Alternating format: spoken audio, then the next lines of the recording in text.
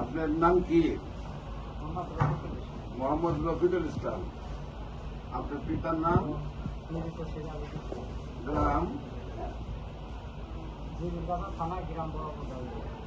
গ্রাম কি বললেন? বড় কুদাউলিয়া। বড় গ্রামের হলো বড় কুদাউলিয়া। আর পোস্ট অফিস? হরিদ্রাপুর থানা। থানা জিগুরগাছা। জেলা যশোর। আপনি কি প্রবলেম হয়েছিল? আমার স্যার এখান থেকে 6 মাস আগে ব্লাড ক্যান্সার ধরা পড়ছিল। ধরা পড়ার পরে 13 দিন অন্তর রক্ত দিচ্ছি। ব্লাড ক্যান্সার করে 13 দিন পর পর রক্ত দিতে হইত। হ্যাঁ, রক্ত দিচ্ছি। এবার যখন রক্ত দিই, এক হাসপাতালে একজন নাম্বার দিয়ে গেল, মনিরামপুর থানার লোক। বললে এরা ঢাকায় তুমি যাও, ওই নাম্বারটা দিচ্ছি, সেখানে ডাক্তার সরোয়ার আছে, হোমিওপ্যাথি ট্রিটমেন্ট দেয়।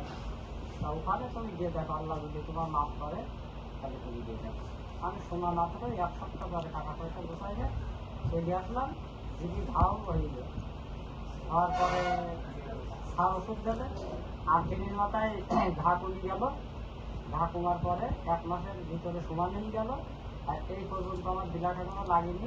যদি কোনো ঘাটা নেই, শরীরের বল শক্তি স্বাভাবিক, সর্বস্বাভাবিক চলে যাচ্ছে এই ওষুধ খেয়ে।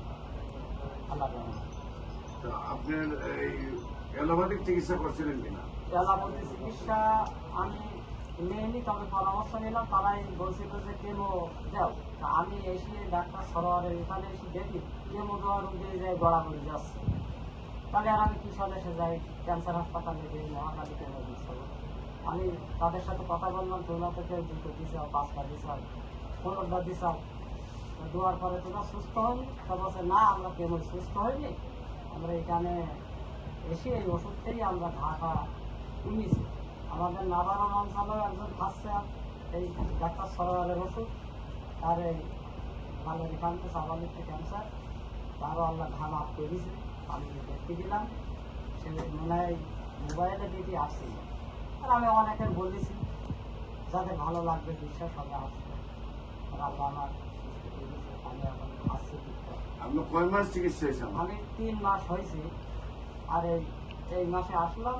3 মাসে আল্লাহর রহমতে সুস্থ। 1 মাসের থেকে সুস্থ বোধ করিলাম। আর এই 3 মাস থেকে শরীরে কোনো আমি কিছু বুঝি না, আমি একটু গ্যাস পানা সামান্য হয়। সম্মানিত দেশবাসী, ওই মানুষটার জন্য দোয়া করবেন। আমরা আল্লাহ যেন ওনাকে স্থায়ীভাবে সুন্দরভাবে সুস্থ করে দেন। বিশেষ করে মানুষের দোয়াটা হইলে বড়। আশা করি আপনারা যদি তার জন্য দোয়া করেন, আল্লাহ মৃত্যুর আগের দিন পর্যন্ত যাতে আর ক্যান্সারে না ভোগান, এই দোয়াটা করবেন। আর বিশেষ করে আমি বলে থাকি, ক্যান্সার হলে আনসার নেই, সেই কথার কোনো ভিত্তি নেই। ক্যান্সার সম্পূর্ণরূপে সুস্থ নেই। একসময় আমরা বলেছি যক্ষা হলে রক্ষা নেই, একসময় বলেছি আমরা টাইফয়েড হলে পুরানো কোনো অঙ্গ চলে যাবে, একসময় আমরা বলেছি বসন্ত রোগ হলে সমস্ত শরীর পচে যাবে, একসময় আমরা বলেছি যে এই মরণ বিধি এই যক্ষা হইলে নাই রক্ষা। আমরা এখন বলি যে ক্যান্সার হলে নাই আনসার। আমরা বলে থাকি ক্যান্সার হলে আনসার নেই, সে কথার কোনো ভিত্তি নেই। ক্যান্সার, কিডনি, তেলাসমিয়া, এইডস, এই 4টি মরণ বিধি।